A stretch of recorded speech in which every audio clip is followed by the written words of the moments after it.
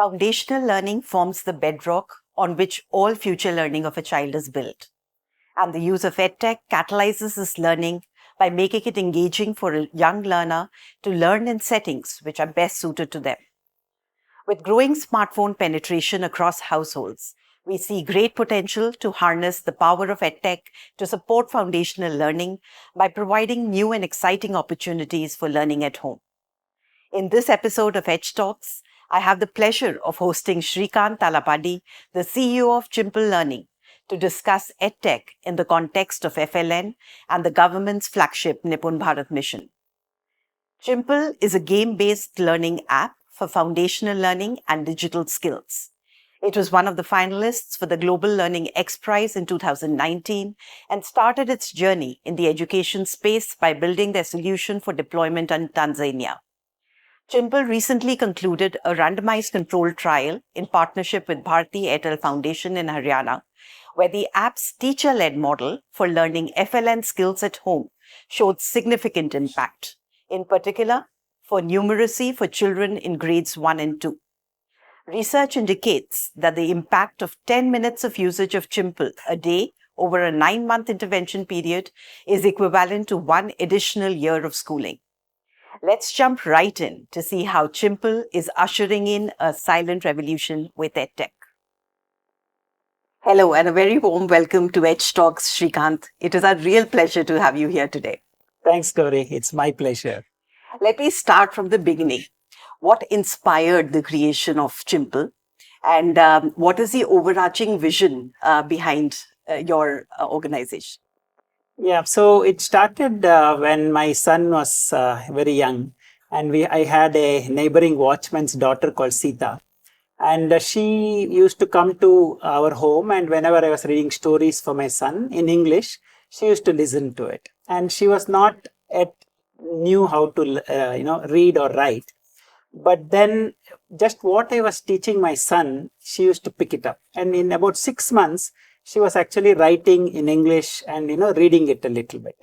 So I was actually really happy that I could make a difference in the life of one child. But unfortunately, she moved away, with her father because he got transferred to a really faraway place. And what I came to know later was, he removed her from school because they had another baby and she had to look after the baby.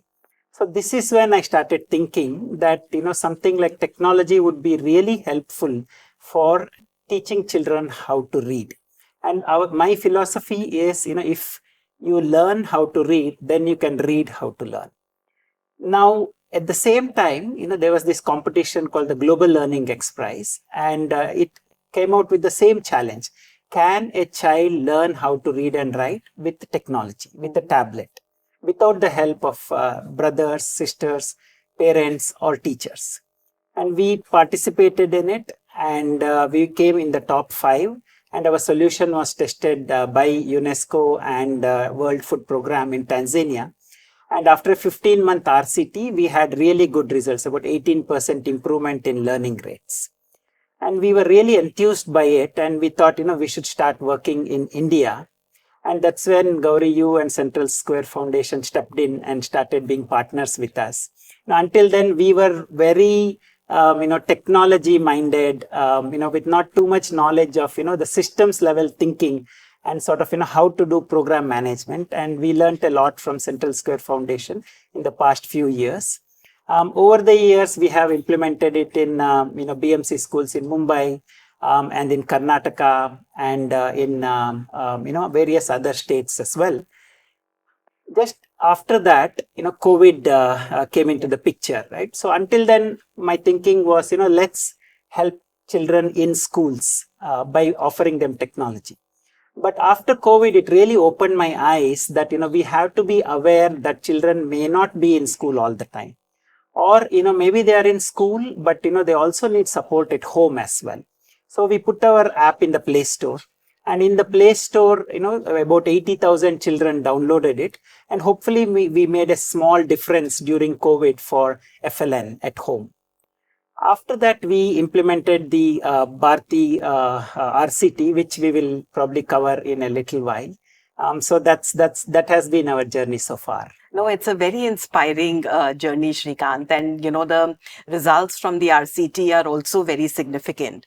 I would love to understand a little bit more about the partnership, the model, and, if you can also highlight some of the results from the RCT for our viewers. Yeah, Gauri. So this program that we did was with Bharti Airtel Foundation. So they run a group of schools called the Satya Bharti schools in Haryana. So as part of this, we introduced Chimple in those schools. So with the Bharat EdTech survey, we know that children at home are actually spending 30 minutes a day. So why not use 10 minutes out of that for education of FLN?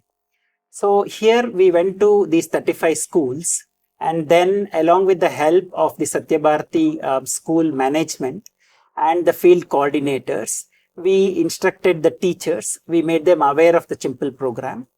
We also had parent-teachers meeting with the help of our field coordinators and the Satya Bharti school cluster coordinators as well. And then we also educated the parents on, what is Chimple and, what are the benefits they can gain by having their children use Chimple at home. Now, as part of the program, we offered training to the teachers to actually map the lesson plan to their daily teaching. So every time they teach something, they actually go to the Chimple app and assign these activities to the children. Now, children will go home and complete these activities within a week's time. Teachers have a teacher app which we have provided to them, through which they can look at the progress of the children. Now, there are various nudges built into the process. So one is through WhatsApp, where the teacher can actually send messages saying, I have assigned this to you. The second one is in-class nudges, kind of telling the children, go home and complete this. And the next one is in the parent-teacher meeting as well. So they can actually, tell the parents, please, make your child do this. We also had a lot of rewards built in. So for example, we had Diwali week, summer week. So we had competitions where children could compete and see who will complete the most number of activities. So this turned out to be quite popular, and they were given, certificates for those children who actually completed the most. There was also a reward system built for the teachers as well. So the teachers could actually compete with each other and see who is the best teacher of the lot. So with all these nudges, reward system, education for the teachers, the program went for about 1 year. And then there was a baseline study done and an end line as well. So according to these two studies that were done, it actually came out that both in English and in maths, totally about 0.25 standard deviation of increase in learning has happened. So this is a really significant figure, because if you actually look at the learning progress, it is equivalent to 1 additional year of schooling. One more very interesting thing that came out was children who used it 10 minutes every day actually progressed a lot better than those who used it at a stretch. But still, on an average, about 60 to 80% of the children have used it for 60 minutes a day. So the biggest learning and the biggest sort of achievement that we felt is, 10 minutes a day is equivalent to 1 additional year of schooling. No, that's significant. And I think you've called out a few interesting things here, Srikanth, right? You've spoken about the need to ensure engagement at home, right? And you've used different tactics to do that. You've spoken about the need to involve the learning agent, whether it is the teacher or the parent. These are useful lessons for the entire ecosystem, right? And as we think of implementing NIPUN Bharat as well, what are some of the critical lessons that you've learned, right? And how are you going to incorporate those into, the journey of Chimple going forward? Yeah, so we actually learned a lot, Gauri. So the first thing that we learned actually is, teachers' time is very precious, because they have a lot of administrative duties that they have to do along with the teaching as well. So here what we observed was teachers were using the app, looking at the progress, assigning things, right? So what we have actually done is come up with a WhatsApp chatbot through which teachers can just send a message and get the recommendations that they should actually assign to the children.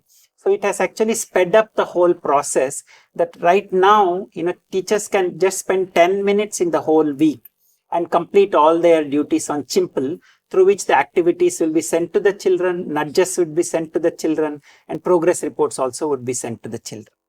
The second learning that we had was with respect to the curriculum and the content.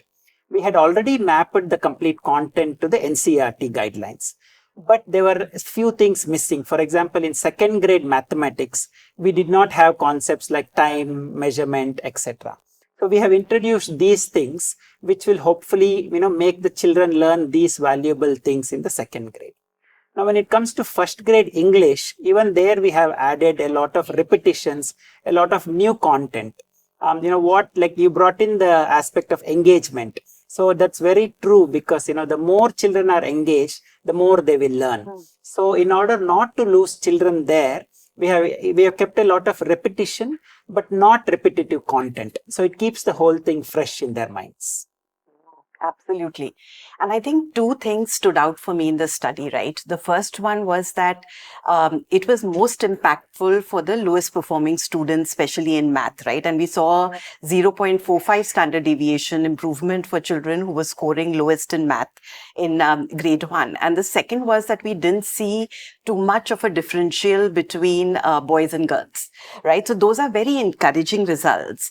And I wonder, how you think about EdTech in the context of NIPUN Bharat generally, Srikanth. Do you think, this is the time when, EdTech can start meaningfully contributing towards NIPUN? Yeah, definitely, Gouri. So, you brought two of these really valid points, right? In a classroom, children might be a little hesitant. Once they fall behind, they get a bit hesitant. Also in the classroom, girls might feel a bit left out in some cases. Whereas with EdTech, what happens, the platform is quite neutral. So any child who's having difficulty in classroom can actually spend more time on EdTech, on the parent's smartphone, and then come up, in the same way any regular child will be using it.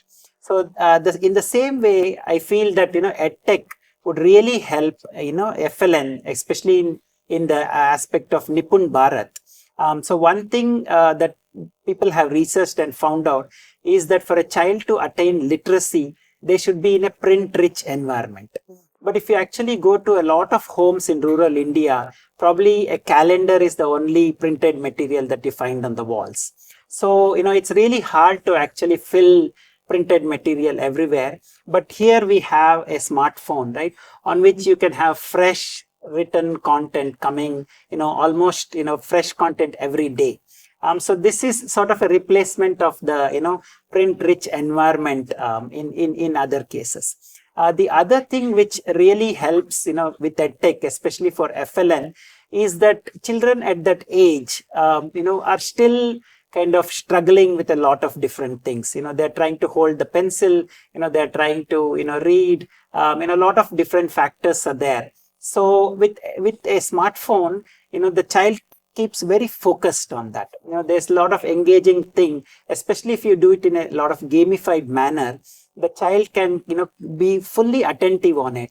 And then the software also can be made progressive and adaptive as well. So with these aspects, what will happen is that it will match the level of the child. So with all these things, EdTech actually becomes a very helpful way in which we can achieve NIPUN Bharat. So now that we have implemented this in Satya Bharti schools, the next step in the scale up is going to be government initiatives. So what we want to do is actually take the same program, the same monitoring system, and try to adapt it into the government infrastructure. So we are looking at government schools and seeing how the same program can be run there. Because even there, the situation is the same. Children do have smartphones. Accessibility is there. But just the awareness and the program management and bringing in the monitoring, those things are not there. So hopefully we plan to do that this year in terms of integrating with the government machinery and scale it up there. Wonderful. And I'm sure there'll be lots of lessons to be learned from, conducting a program within the government school system, because it will require a fair bit of adaptation from what you did in the Satya Bharti school system. So it's good to hear that you're first thinking of, running it for a while, establishing the program, right? And then potentially trying to scale it within government. I think that can become an integral part of NIPUN Bharat, right? Because if there's reinforcement happening at home to what is being taught in school, children are just getting more learning on both counts. Srikanth, so with all of these results, very promising, what is next for Chimple, right? The buzzword is AI. We do believe that there is an opportunity for, EdTech to integrate AI meaningfully. What are your plans? Yeah, Gauri, I think you correctly mentioned everyone's talking of AI, and not in vain. It's really going to help us a lot. So we are already using AI in Chimple, but primarily for our recommendation engine. But it's at a very basic level. But now with the generative AI coming in, there are a lot of options in which we can explore. So one of the very difficult issues in India is that, of course, there are a lot of contexts, lot of languages, you have rural, urban, and you have a lot of different contexts to actually address. Now, one organization cannot do it by ourselves. So this is where AI will come into the picture. So what we hope to do is actually provide an interface where teachers can upload their notes, their videos, or their textbook. And we will create gamified activities in the context of the teacher itself. So the teacher can actually then pass on these activities to the children. So that is one way in which we are trying to do. The second way is, I mentioned the WhatsApp chatbot to you, where it would converse with the teacher. But what we actually want to do with AI is actually offer a very smooth interface. Like how I told you, teacher's time is very valuable. So what we want is almost like a sati or a friend for the teacher. So the teacher can just, open the phone and say, today in my class, my children struggled with two-digit addition. So then immediately the smartphone should use AI and give back all the different activities or lessons that she can actually assign those children. Now, AI is actually very popular, but of course there are a lot of issues in terms of hallucination, etc., which we should be aware of. So we are actually having the teacher as a man in the middle, or the curriculum developer, who will be using these tools to create activities for the children. And then once we feel comfortable with the whole thing, then maybe we can directly address the child. The ultimate goal here is to actually link the WhatsApp chatbot and the generative AI content generation as well. So if you can imagine, a teacher goes and says, today in classroom, one of my students was very curious about this people tree. So, what can I tell him? So immediately there will be like a lot of activities, images and videos generated, which the teacher can share with the classroom immediately. And this will actually create a really good learning cycle through which whatever happens in the classroom extends to the smartphone as well. Wonderful. I think, and you brought about a very interesting point about keeping the human in the loop, right? I think that will be critical to ensure a safe experience for our children. There is a lot to be learned from the Chimple journey. It is a testament to catalytic partnerships between EdTech organizations, implementation partners, philanthropy, teachers, parents, and students. Looking ahead, we still have a long way to go as we integrate tech-based home learning into the government school system. With advancements in AI, there is room to personalize, create, and engage even more. We are excited by the work that partners such as Chimple are doing to make education more inclusive and effective. Thank you once again, Srikanth, for this very insightful conversation. It was a pleasure to have you here today. Thanks, Gouri. It's my pleasure. And thank you all for watching. Do join us again next time for another exciting edition as we meet with experts from the education sector who are creating solutions to ensure better quality of education for all our children. We'd love to hear from you. Don't forget to leave your thoughts or suggestions in the comment section, and do like and subscribe to our YouTube page for more such content.